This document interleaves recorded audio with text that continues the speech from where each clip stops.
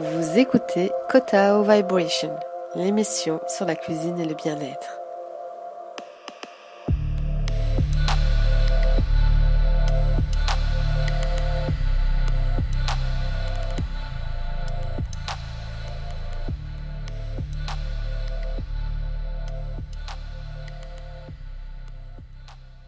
Bonjour Baldwin. Bonjour Anan. Bienvenue sur Kotao Cuisine et Bien-être.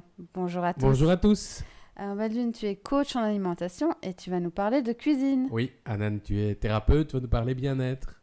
Oui, alors Baldwin, je vous rappelle quand même que notre émission sera diffusée 2 lundis par mois et que vous pouvez la réécouter à loisir sur www.kotao.be. Baldwin, notre sommaire de cette émission. Alors, ce que nous allons découvrir, c'est une recette à base de brocoli. Ensuite, on va analyser évidemment les vertus de celui-ci. Anan, tu vas nous parler du soin Reiki, Reiki, oui. hein. Oui. Et ensuite, on aura donc l'insolite de la semaine. Est-ce que c'est une idée reçue, les biscottes égale régime? Ah, on va bientôt le découvrir. Donc, Baldwin, parle-nous un peu de ta soupe au brocoli et carottes, je pense. C'est ça, oui. Donc en fait, la soupe du soir, comme nous avons tous repris nos activités, rien de tel que de prendre des bonnes vitamines pour être en forme, pour affronter l'automne Qui arrive. qui arrive.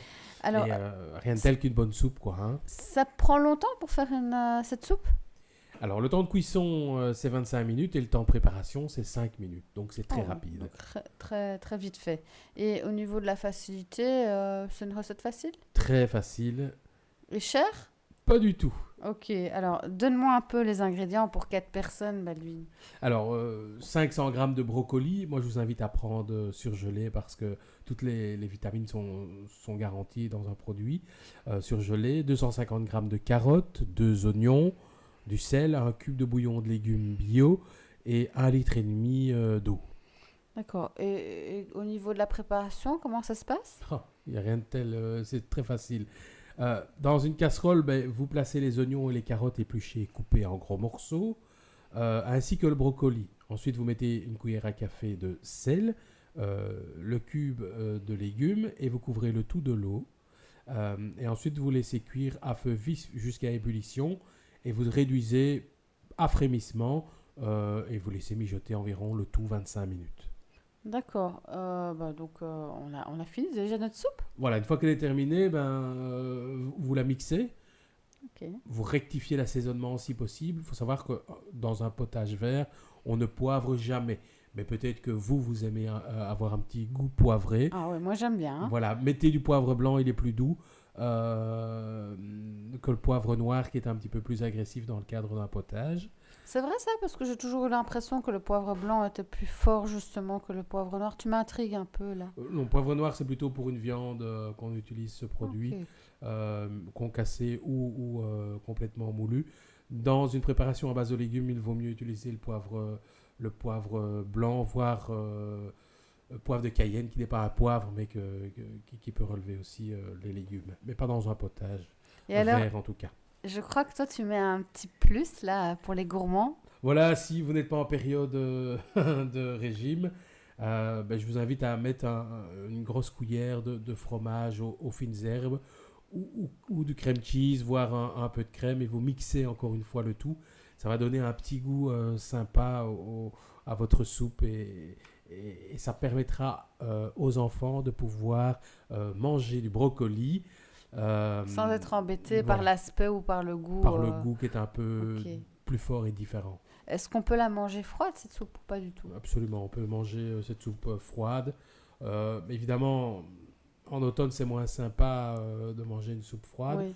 Mais bon, elle se mange froide ou chaude, sans souci. Et bon Ok. appétit. Merci beaucoup Baldwin. Donc, Anan, tu vas nous parler donc des vertus du brocoli. Oui, depuis 20 ans maintenant, le brocoli est devenu quand même un légume star, même si les enfants ne l'aiment pas beaucoup. Mais aujourd'hui, il est devenu incontournable. En tout cas, au niveau salade ou au niveau poêlé, purée ou bien, comme tu nous as dit, en soupe. Et quels sont ses avantages pour notre santé? Alors, il a vraiment des propriétés anti-cancer et qui nous bluffent parce qu'il y en a quand même beaucoup. Par exemple, la plupart des crucifères libèrent du sulforaphane, ce qui est un composé soufré détoxifiant, antibactérien et anti-cancer. Alors, le brocoli est efficace au niveau des vertus anti-cancer, au niveau du bas-ventre, donc l'estomac, le côlon, la vessie, la prostate ou l'utérus pour les femmes. Mais là, ce ne sont pas seulement ses seuls bienfaits. Il a vraiment beaucoup de vitamines. À poids égal, le brocoli renferme plus de vitamine C qu'une orange, Ah bon? par exemple. Oui, voilà. C'est interpellant et stupéfiant. Mais oui. Et alors aussi un endroit qui est un peu plus surprenant, c'est au niveau de l'œil. Il va vraiment aider à combattre quelques affections puisqu'il a un pouvoir antioxydant et il contient de la provitamine A. Et donc, comme la plupart des légumes verts, il renforce une bonne concentration de folate, indispensable au renouvellement cellulaire et particulièrement conseillé aux femmes enceintes. Manger des brocolis. Oui, voilà. Alors, cru ou cuit? Alors, il faut pas trop le cuire. Donc, pour ta soupe, par Ouais, exemple, mais c'est foutu. c'est Mais bon, obligatoire, si on l'accompagne dans des salades ou quoi, c'est gagné. Parce que la cuisson rend inactifs certains enzymes nécessaires à la fabrication de ce précieux sulforaphane. J'arriverai à le dire. Oui, oui. Et, en plus, je voudrais ajouter que c'est un aliment peu énergétique. En fait, il y a 34 calories pour 100 grammes. Donc, il est pauvre aussi en glucides et riche en fibres. Donc, il est vraiment recommandé chez les diabétiques et ceux qui veulent avoir une assiette allégée. Choisissez-le avec une tige bien ferme, le bouquet serré et cuisinez-le comme vous l'aimez. Donc, soit en salade, comme Anne l'a dit, simplement poêlé, en purée. Enfin, le brocoli, ça s'accommode à beaucoup de choses et beaucoup de viande, poisson, etc. Donc, le petit mot de la fin pour le brocoli, c'est un super légume anti-cancer pour la prévention. Et il est chouette pour les femmes enceintes. Et en plus, au niveau des Il est très des diététique, régimes, donc, c'est génial, quoi. C'est voilà. vraiment l'incontournable. Alors, pour le soin bien-être à la une, tu vas nous parler du Reiki, une méthode contre le mal de vivre. Et en plus, tu es praticienne Reiki, je pense. Oui, oui, voilà, Baldine. Mais oui, en fait, le Reiki, c'est vraiment une méthode sympa pour les jours de maintenant, parce que quand vous êtes fatigué, angoissé, que vous perdez votre joie de vivre au travail, ou que vous souhaitez affronter les aléas du quotidien, mieux gérer vos émotions, le Reiki va pouvoir vraiment être une aide. En tout cas, le fondateur Mikao Usui, un japonais, parlait de guérison de l'esprit, et dans notre monde moderne occidental, on parle de guérison du mal de vivre, comme tu le soulevais si bien. Alors, faut-il parler lors d'une séance de Reiki? Alors là, c'est vraiment libre choix à la personne qui consulte le praticien Reiki.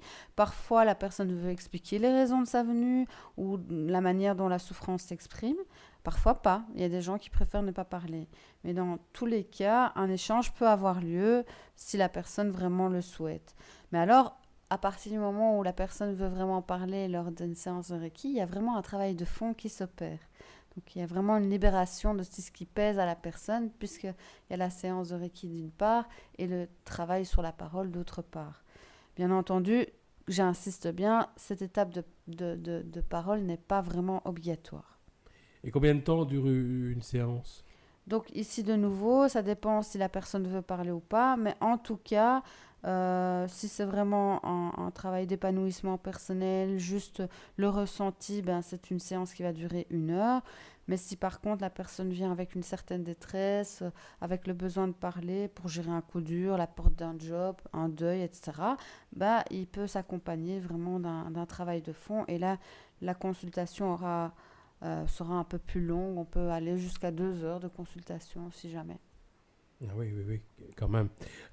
Et comment se déroule la séance? Faut-il se déshabiller comme pour un massage?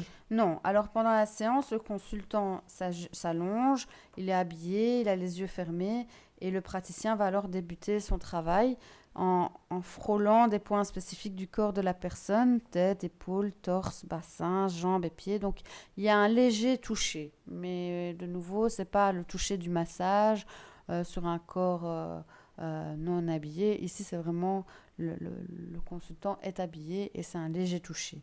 Alors, grâce à ce léger toucher, le praticien communique son bien-être à la personne. C'est un peu comme, si vous voulez, quand une personne très stressée rentre dans une pièce, on ressent son stress.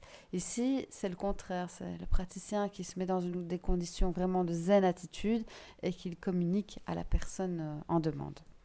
Est-ce qu'il y a un rythme de séance nécessaire pour que ce soit vraiment efficace? Donc, de nouveau, il n'y a aucune obligation. Donc, le praticien va plutôt recommander 4 séances à une semaine d'intervalle si c'est nouveau pour la personne ou si elle est vraiment en période de crise. Donc, là, on va dire, oui, 4 séances avec une semaine d'intervalle. Mais par contre, si la personne n'en a pas besoin, elle préfère juste faire venir pour une séance, eh bien, on va respecter cela. Et après, la personne vient vraiment selon son propre rythme et ses besoins.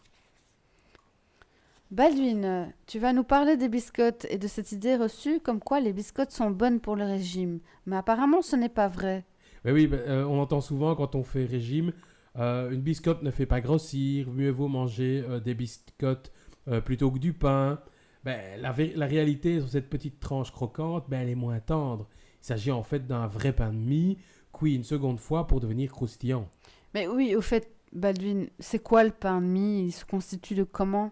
Ben, c'est de la farine fine, matière grasse végétale 3% environ, du beurre, du lait écrémé en poudre, de la levure, de l'eau, du sucre 7% environ. Hein. En fait, rien de tel qu'un pain, puisque le pain classique, c'est de la farine, de la levure, du sel et de l'eau. C'est tout. Mais alors, que nous conseilles-tu alors, Baldwin?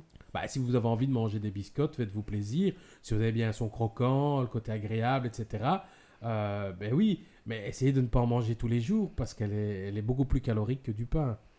Ah, d'accord, mais c'est bon à savoir parce que moi je pensais vraiment que la petite biscotte là avec un peu de confiture était plus saine en fait que le pain. Mais elle a un côté quand même puisqu'elle est plus digeste que le pain. C'est pour ça d'ailleurs qu'on le donne souvent à l'hôpital après une opération. On devrait donner plutôt du pain sec. Bah, c'est Bon, beaucoup moins sympa hein, du pain sec. absolument, le pain sec c'est vraiment pas bon. Et alors dans le cadre d'une gastro-entérite ou tout inconfort digestif, pensez à donner une ou deux biscottes. Dans ce cas, vraiment, elle est utile. Donc on mange les biscottes quand on a envie, mais vaut mieux pas tous les jours en fait. Tout à fait, c'est ça. Voilà. Ah ben, merci beaucoup Baldwin pour ce Avec plaisir. conseil. Eh bien, n'hésitez pas à aller faire un tour sur www.kotao.be pour retrouver donc le contenu de nos émissions. Et à bientôt. À bientôt, bye bye. Kotao Vibration vous remercie pour votre écoute. Rejoignez-nous sur notre page Facebook ou sur notre site internet www.kotao.be.